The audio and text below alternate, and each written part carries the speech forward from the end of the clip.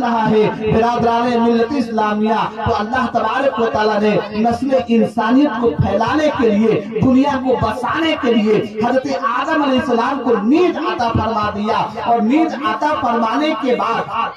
حضرت آدم علیہ السلام نیند میں سو جاتے ہیں، اور سونے کے بعد اب انہی کے بائیں پسلی سے قرآن فرماتا ہے تمہی میں سے تمہارا جوڑا بنایا۔ تو حضرت آدم علیہ السلام کے بائیں پسلی سے ایک حسینہ، ایک جمیلہ، ایک خوبصورت عورت کو پیدا کیا۔ بائیں ہڈی سے کیا ہے، بائیں جو دل کے قریب والی نرم نازک ہڈی سے ایک حسین و جمیل عورت کو اللہ تبارک و تعالیٰ نے جب پیدا کیا، پیدا کرنے کے بعد اب حضرت آدم علیہ السلام جب نیند سے بیدار ہوتے ہیں تو ہونے کے بعد دیکھتے کیا ہے کہ ہماری طرح، جس طرح ہمارے پاس ہاتھ ہے، جس طرح ہمارے پاس پاؤں ہے، جس طرح ہمارے پاس سر ہے، جیسے ہم انسانی شکل صورت ہے، اسی طرح ہماری طرح ہو شکل صورت ایک حسینہ و جمیلہ عورت ہے۔ برادران ملت اسلامیہ اس عورت کے قریب جاتے ہیں، رب تبارک و تعالیٰ کے برگاہ میں کہ عرض کرتے ہیں اے مالک و مولا، تو اس کو کس کے لیے پیدا کیا ہے،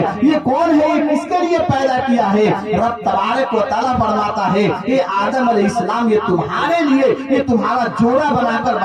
پیدا کیا ہوں، تمہارے لیے اس کا تمہارا جوڑا بنایا ہوں۔ برادران ملت اسلامیہ اب حضرت آدم علیہ السلام فرماتے ہیں اے مالک و مولا، جب تم میرے لیے میرا اس کا جوڑا بنایا ہے تو میں اس کے قریب جاؤں؟ تو اللہ تبارک و تعالیٰ فرماتا ہے اے آدم رک جا، اب تمہارے اور اس کے درمیان نکاح کرتے ہیں، نکاح ہو جائے گا اس کے بعد قریب جا سکتے ہو۔ تو اب اس سے پتہ چلا کہ ہم جب نکاح کرتے ہیں، یہ نکاح کیا ہے، آدم علیہ السلام کی سنت ہے، یہ انبیاء کرام کی سنت ہے، یہ جو بھی ہم کرتے ہیں تو اپنے حدیث اور قرآن پر ہمارا اللہ تبارک و تعالیٰ نے جس چیز کو حکم دیا اسی حکم کو ہم کیا ہے کرتے ہوئے آ رہے ہیں۔ برادران ملت اسلامیہ یہ شادی میں جو ہم کیا ہے طرح طرح کی خرافات کرتے ہیں، یہ طرح طرح کی کیا ہے، ہم کیا ہے شادی بیاہ میں ہم طرح طرح کی کیا ہے نہ جانے کتنی حرام کاری پیدا کر دیتے ہیں۔ یہ کیا ہے، یہ حدیث سے قرآن سے ثابت ہے کہ نکاح کس طرح کیا جائے۔ تو نکاح تو سب سے پہلے جنت میں اللہ تبارک و تعالیٰ نے سیدنا حضرت آدم علیہ السلام اور حضرت حوا رضی اللہ تعالیٰ عنہما کے درمیان کیا ہے نکاح فرما دیا۔ وہی سے ہمیں راستہ ملا، وہی سے ہمیں سبق ملا کہ جب بچہ اور بچی کیا ہے